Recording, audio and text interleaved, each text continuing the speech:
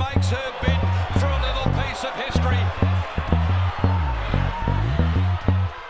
Hello and welcome to the run of the race. No Brittany Taylor this week. She is sunning herself on a cruise as we speak. But we'll have a look at the races nonetheless from what was a good day's racing at Belmont Park. We'll start off in the first race. That was the Go Racing for Free before the Footy Plate over the 1300 metres for the 2-year-olds, and it was won by Kelvin. Back there in the ruck.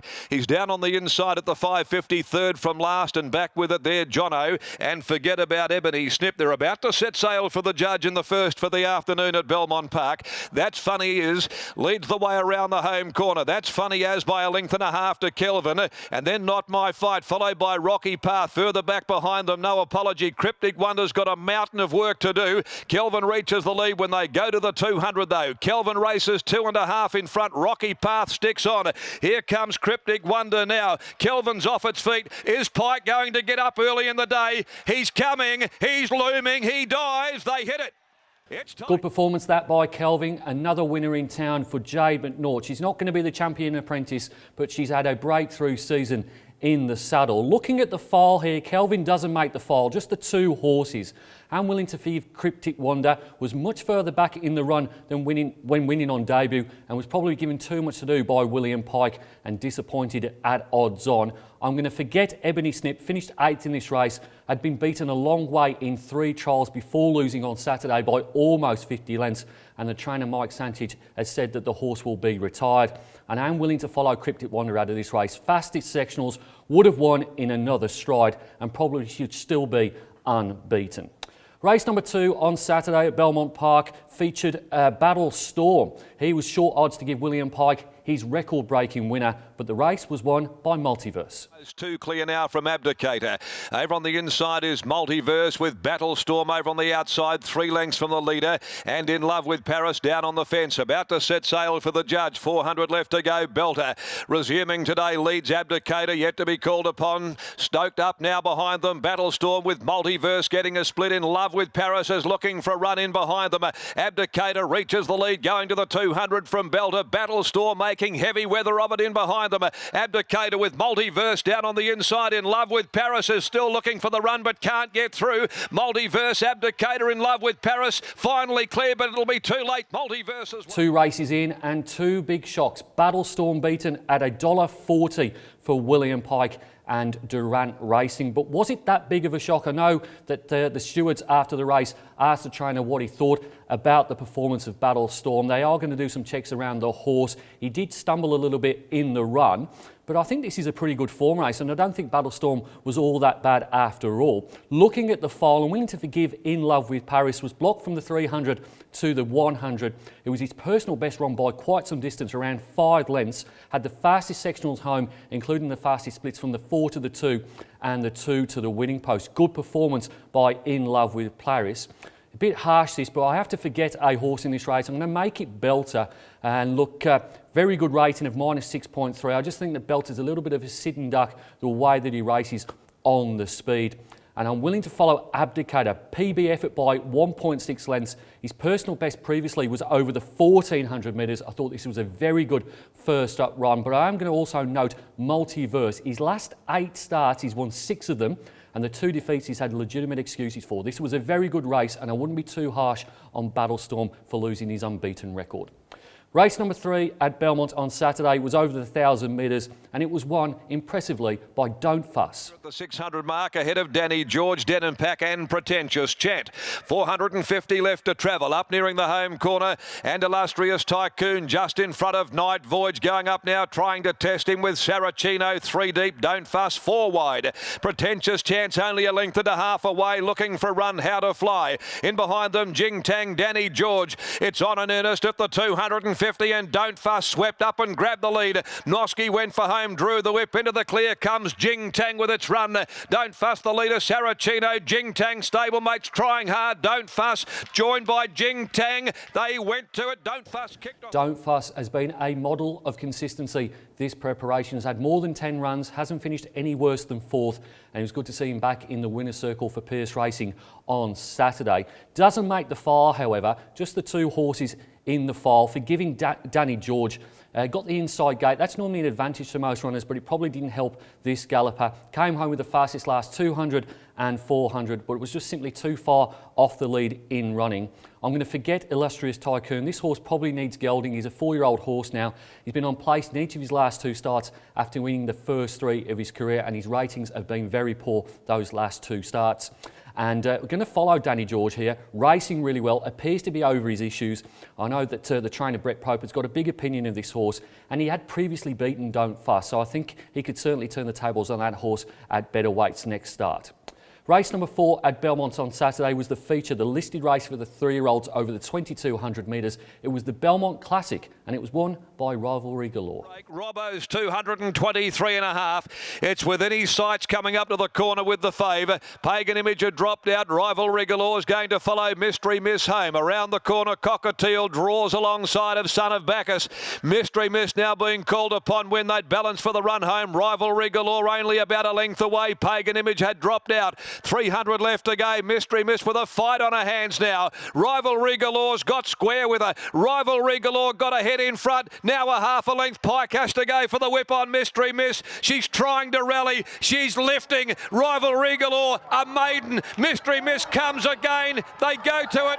He's not a... Rivalry Galore was a follow horse the last time it ran. I thought it would probably go to a softer race than the Belmont Classic. It was certainly eligible for a maiden or something of that type. But they elected to have a throw at the stumps in the listed race on Saturday, and they got the job done. It broke its maiden in this listed race and does look like a promising stayer for the future. Having a look at the file here, I am willing to forgive the odds-on favourite Mystery Miss. She was the shortest price horse on a WA track this season. It was her 5th run this preparation. It was a similar rating to last start when she won.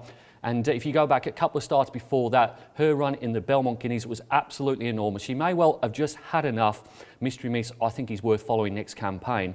Forgetting Cockatiel here, has never beaten benchmark in any of its runs, but amazingly has now been black type placed 3 times. I think Cockatiel, his record is a little bit misleading, and I will follow Rivalry Galore here, breaking that maiden in this race. What a great result it was for the Connections.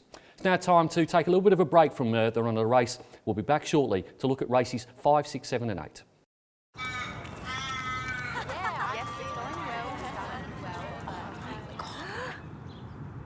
Turning up for a picnic with chicken chunks? Ooh, orchies.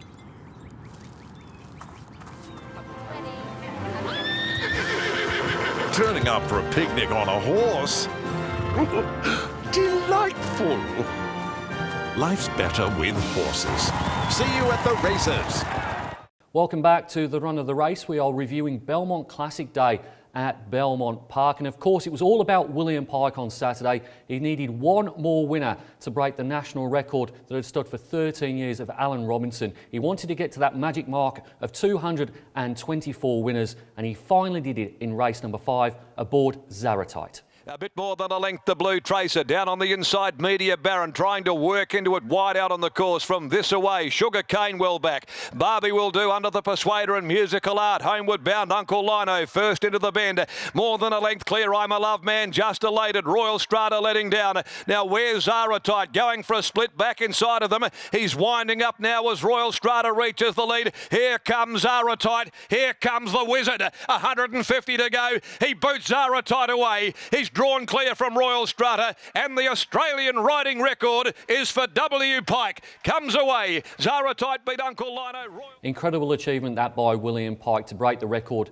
that had been around for 13 years, and it was pretty appropriate that it was done aboard a horse trained by Grant and Alana Williams and owned by Bob and Sandra Peters in Zaratite. Let's have a look at the file out of this race. Willing to Forgive Spiritual Warrior finished in a dead heat for 9th, couldn't really back up its huge personal best performance from 2 weeks ago, and was also wide throughout.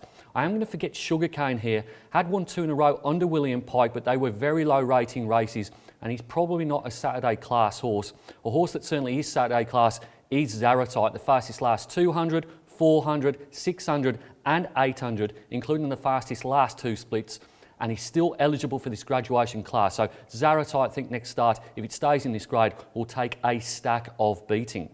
Race number 6 at Belmont Park on Saturday was a graduation race over the 1200 metres, and it was won by the little filly, Dacio. The run of the race over on the fence, a length and a half off the bit behind them, ridden along Barley King Prawn.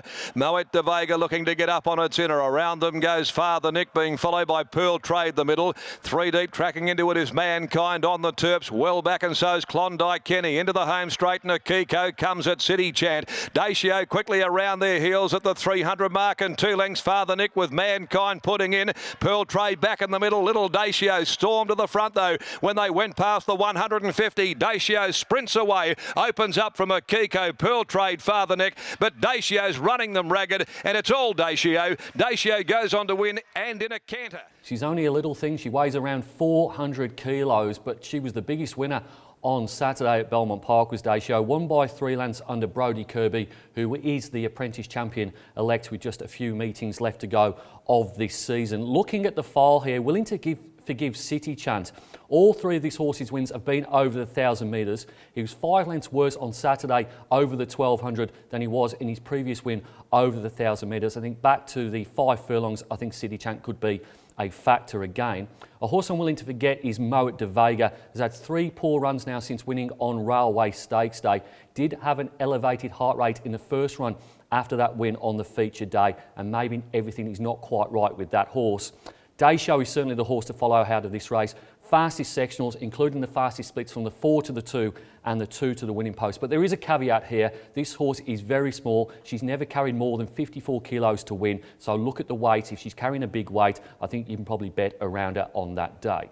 Race number 7 was over 1,400 metres, and it featured probably the best horse in Martin Allen's stable, Neurological. He couldn't get in, 600 to travel. Further back is Giraffe, and then came Heza Parker, First Affair, and Our Mate L is still last as they approach the home corner. 450 before the Miracle Man brings them for the judge. 3/4 clear, Red Paddy. War God waiting on the run. Now to the outside, Taxagano. Neurological behind them, searching for his way clear. He had to steady off heels, letting down Bollywood Blitz, and now Giraffe joins in. They come to the 200, Miracle Man, Taxagano, and now into the open, Neurological. Over on the inside, War God, Taxagano. Here's Neurological though. Pike goes to work. Neurological draws level, hits the front. There it is, 225. Neurological is going really, really well again for Martin Allen. I'd expect him to win some of the features over the next 12 months. And he's got a wonderful combination with a certain W Pike as well. We'll have a look at the file here. Going to concentrate on the top 3 finishers. I think the forgive horse was Taxagano. He was wide throughout. He came home with the second fastest last 200 metres. Both of his runs this preparation have been really, really good efforts, and I think Taxagano will be winning shortly. I am willing to forget Miracle Man. He's simply just not one of mine. I thought he had every chance on Saturday. And if you go back through his record, he did win a stakes race, the Lex Piper Stakes, but the rating out of that was very, very poor indeed. And I just think he's opposable. He had every chance leading on the speed. And I will follow Neurological here. Certainly Martin Allen's best horse in my opinion. Fastest sectionals 2, 4, 6 and 800 metres. And what a great record with William Pike. William Pike has had 225 winners this season across Australia. 6 times he's ridden Neurological to win. They are a wonderful combination. The final race at Belmont Park on Saturday was over 1,400 metres. It was a 64 plus handicap, and it was won really impressively by Snow Chino. They're being followed by Spirit and Fire, splitting Nelson's Flight. 3 deep, Astronomite ridden along on the rail next. 1 Tonka Tough, then came on the outside, around the corner Lord Ludlow. Mulga is off the track, out in the Mulga. Being followed further back at the head of the others by Mycroft and Resistance, but Snow Chino broke clear. Down past the 300, Snow Chino accelerated away by 3 on Aldelar. Battling away Astronomite, Nelson's Flight, Tonka Tough down the outside, but it's Snow Chino when they go to the 150. A day in front, home and hosed in the last Snow Chino. All interest in the minors. Mycroft gets home late from well back Ravelli, but Snow Chino in a breeze. Saturday's final race was named in honour of William Pike, the Back Pike Drink What You Like handicap. And maybe the race name had something to do with the betting market, because Aldelar was very, very short in the market. Got down to favouritism at one point, ended up jumping at around $6.50 and only finished 9th. The winner was really impressive. That was Snow Chino, a dominant 3-length win, led all of the way, and also the fastest split from the 4 to the 2 after getting a mid-race breather. I think Snow Chino is well worth following. I am going to forgive Spirit and Fire here. Was quite keen early on and came back mildly lame in its near 4. Has won 2 of its 4 starts in WA and probably was too bad to be true on Saturday. And you've just simply got to forget Al Dilar. Finished 9th. All 5 of its wins have been outside of the metropolitan area, and it was frankly ridiculous. This horse was favoured at some time during the betting. Having a look now at the meeting in its totality, Belmont Classic Day, the 20th of July, and the best overall rating of the day was Multiverse in the second race, minus 8.5, and to the class, minus 6.8. And to those people knocking Battlestorm, I think you'll find that was a very, very good contest. Also, the best class racing was Multiverse, and if we have a look at the fastest closing sectionals, Danny George, the 2 and the 400 metres, and the winner Don't Fuss, 34.92 seconds over the last 600 metres. That's a wrap up of Belmont Classic Day. We'll take a short break, and after that we'll have a look at the tipping competition.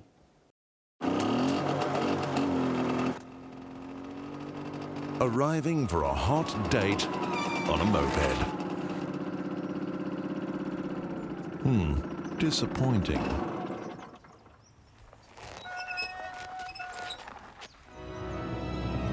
Arriving for a hot date on a horse? Fantastic! Life's better with horses. See you at the races.